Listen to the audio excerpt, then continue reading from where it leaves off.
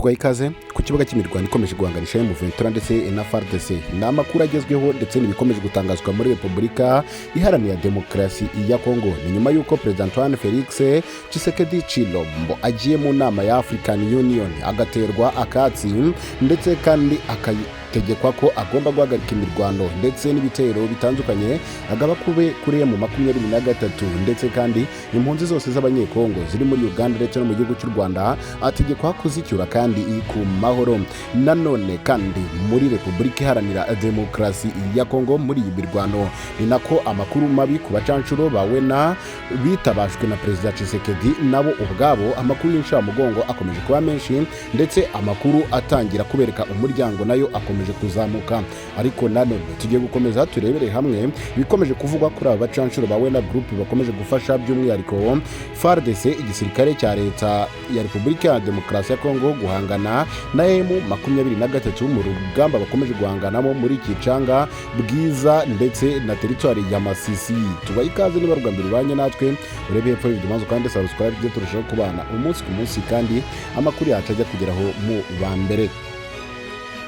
Mu gihe baherutse kwitabazwa na Perezida wa Repubulika Iharanira Demokarasi ya Kongo Felix Antoine Tshisekedi ngo bamufashe kurwanya umutwe wa M23, abayobozi ba Amerika bavuga ko abacanshuro barenga 30,000 barwanira itsinda ryitwara gisirikare ryawe na groupe ryo mu Burusiya bishwe cyangwa bakomerekera kuva mu ntambara yo muri Ukraine yatangira. Abo bose ngo bakomeje gutsikizwa ndetse bakomeje kugwa muri uru rugamba.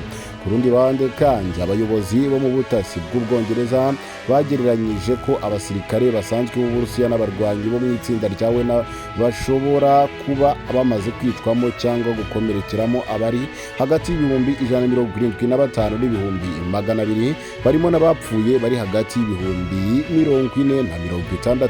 uko bitangazwa n'umuvugizi w'ibiro bya Perezida wa Amerika bizwi nka White House John Kirby ngo mu byumweru bya vuba aha bishize iryo tsinda ryatakaje abarwanyi benshi bagera hafi ku bihumbi 9 bakaba bariciwe mu mirwano yo muri Ukraine aho Ukraine ikomeje guhangana n'Uburusiya.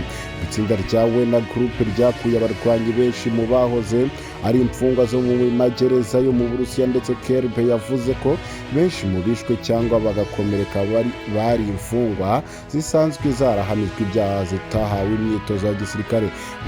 Amakuru akomeza avuga ko nubwo abo bishwe cyangwa bagakomereka itsinda wena ryateye intambwe rifata ibice bimwe byo mu nkengero y'umujyi wa Bakhmut, ariko Kirby umuvugizi wa kanama k'umutekano w'igihugu cya Amerika yumvikanishije ko gutera izi ntambwe bishobora kugorana kuko n'ibice bimwe Uburusiya bwafashe muri Bakhmut byatwawe amezi kugira ngo babigereho kandi ko bwabigezeho butakaje byinshi cyane budashobora gusimbuza. Kirby wari yabwiye abanyamakuru ati birashoboka ko bishobora kurangira bafashe Bakhmut ariko izaboneka ko nta kamaro nyako ibafitiye kuko nta gaciro nyako ifite mu bijyanye n'amayeri y'urugamba. Yanibajije ku kamaro gafata uwo mujyi byaba bifite Uburusiya mu rwego rwa gisirikare nk'uko BBC itangaza.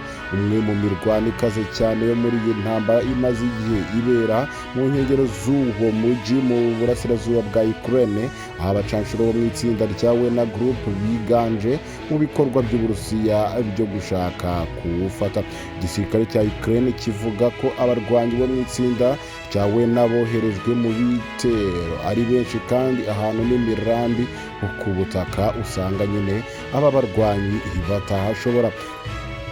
Ibyo rero nibikomeje kugarukwaho twibutse ko no muri Repubulika ya Demokarasi